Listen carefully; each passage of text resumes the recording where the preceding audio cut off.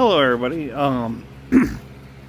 This video is going to be how to use StreamYard on your mobile device and how to schedule a broadcast and then go back and actually re-enter the broadcast and then go live from your mobile device. StreamYard's not paying me, I just love to use them, and I have a few buddies that quite don't understand how to work it on the mobile, so I'm just going to show you guys an example.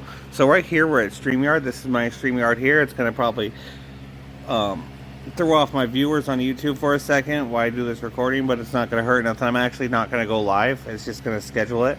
I actually do have a broadcast tomorrow, so I'll edit it later. But all you got to do is just scroll all the way down to the bottom where it says create a broadcast, hit create a broadcast. Then you're going to pick where you want to go. I'm going to go for YouTube and Facebook because that's where I stream all the time.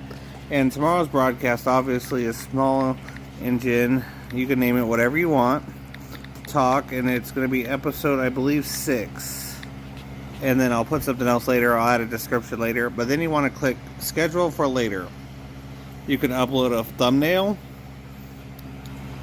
And then all you got to do is set the time. So the time is going to be actually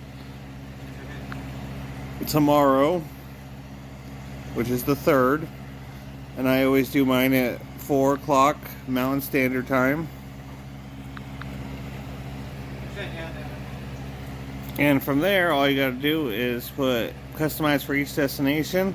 It'll allow you to change them, but I'm not going to change anything. And then you just click create a broadcast. Oh, so Facebook actually requires you to have a description. So we're just going to type in, this is the 6th episode of Small Engine Talk. I'll change that later.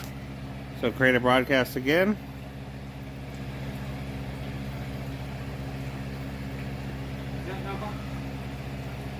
And then there we go. The broadcast is now set. As you see, I just got a notification. Every one of your viewers should get a notification too for it.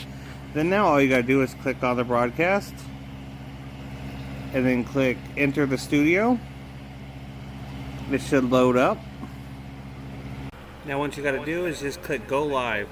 Easy as pie.